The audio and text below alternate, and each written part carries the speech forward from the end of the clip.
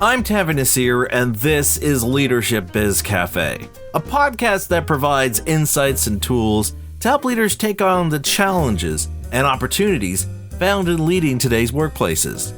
Leadership Biz Cafe is brought to you by Tavi Nasir Leadership, our leadership firm that offers keynotes and corporate trainings in both in-person and virtual settings that will help you to improve the way you lead and guide your organization's growth and future successes.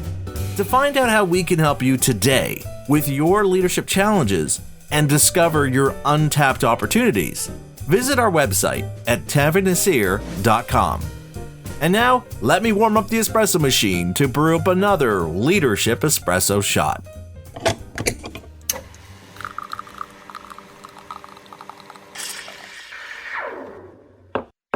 Over the past couple of years, there have been numerous studies and books that have helped us to better appreciate the emotional nature of successful leadership, something that has helped organizations shift from the command and control approach to leadership to one that's more outward focused and collaborative.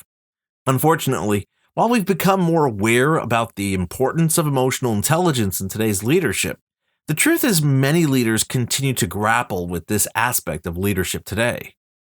The importance of emotional competencies in leadership is something I've addressed in some of my leadership keynotes and workshops I've delivered this year, where I explored the challenge leaders face of how to balance the increasing pull to simply get things done against the critical need to build and nurture a workplace environment that brings out the best in those they lead. The necessity and importance of addressing this balancing act can be best appreciated when we consider the findings of an AMA study which found that stress in the workplace is fast becoming the most critical issue organizations face today, with more than 50% of the study's respondents stating that their organization suffers from above average stress levels. The major challenge this workplace issue presents comes from the fact that our ability to address workplace stress depends not on our technical capabilities, but on the emotional competencies we bring to our leadership. After all, creating an environment where employees thrive is an emotional construct, not a technical one. It's also why in today's current workplace environment where all of us are being bombarded with increasing demands on our time and attention, you can't afford to let what gets your attention to determine what you focus on and where you put most of your efforts. What you need to do is build your emotional competencies to ensure that you are promoting an organizational culture that ensures the collective success, growth, and evolution of everyone under your leadership. With this in mind, I'd like to share with you two simple but powerful steps you can take right now that will help you build your emotional competencies so you can be more effective in guiding your employees towards achieving your vision or shared purpose. The first step you need to take is to gain a better understanding for how you're showing up in those daily interactions with those you lead. Specifically, when you arrive at those team meetings or when you have those impromptu conversations with your employees, do you have a genuine interest to listen, learn, and understand? And do you have that presence of mind to recognize what your current emotional state is and how that colors how you interpret and respond to what your employees are telling you? Now, to better understand why this is so critical to building your emotional competencies, you have to remember two neurological factors. The first is that emotions are contagious, something that's easy for us to appreciate when we consider how comments, photos, or videos can become viral events on social media because of the emotional response they elicit within us. The second is that our brains are hardwired to subconsciously pick up on the nonverbal cues we all give off in our everyday encounters with those around us. What this means is that the minute you walk into that meeting room or log on to that Zoom or Teams meeting, your employees will have read those nonverbal cues you're giving off, and that will serve as the point of reference from which they will interpret everything you say and do. The impact these two neurological factors have on your employees can be best appreciated in the findings made by researchers from Simon Fraser University. These researchers found that when managers felt stressed, exhausted, or had a negative outlook about their work,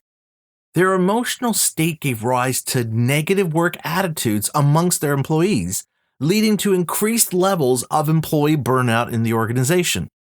Conversely, when managers had a positive work life, they were more energetic and engaging in how they approached their roles, and this positive mood also impacted their employees. In this case, the manager's positive emotional state led to both higher engagement levels and overall productivity.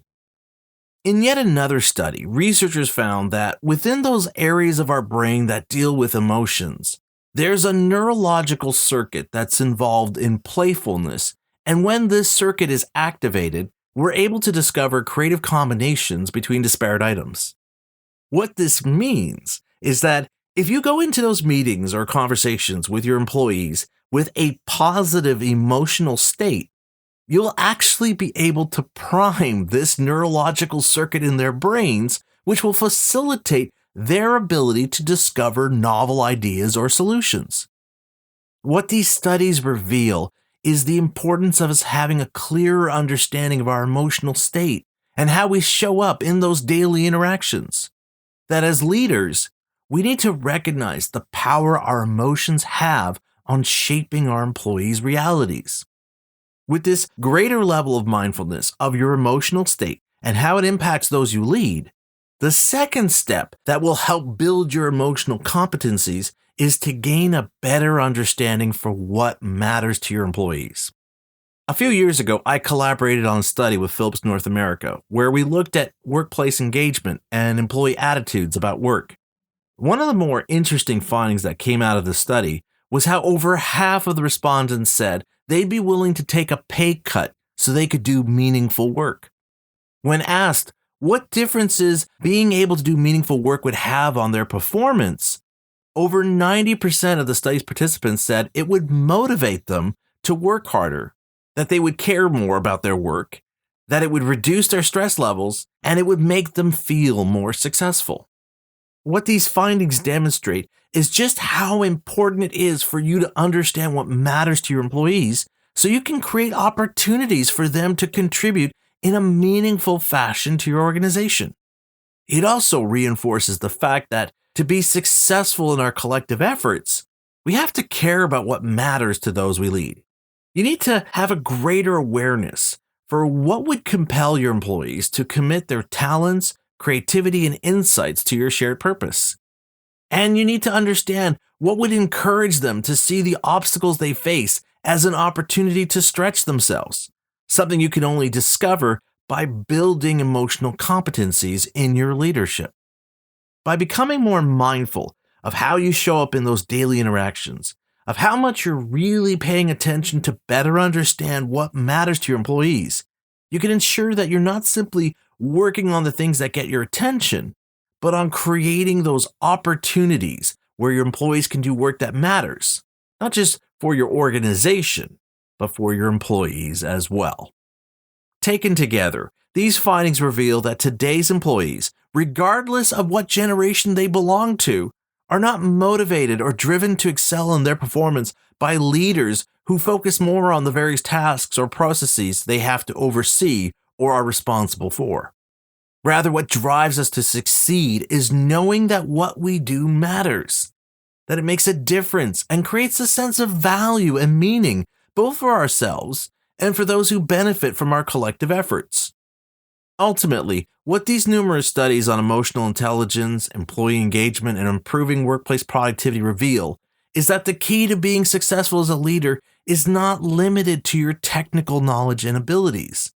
Rather, the key to your success lies in how well you're able to understand the emotional environment you're promoting in your organization, and how much that serves to fuel the collective efforts of those you lead to bring their best selves and efforts to the work they do. I'm going to leave you with that thought to round out this edition of Leadership Espresso Shot.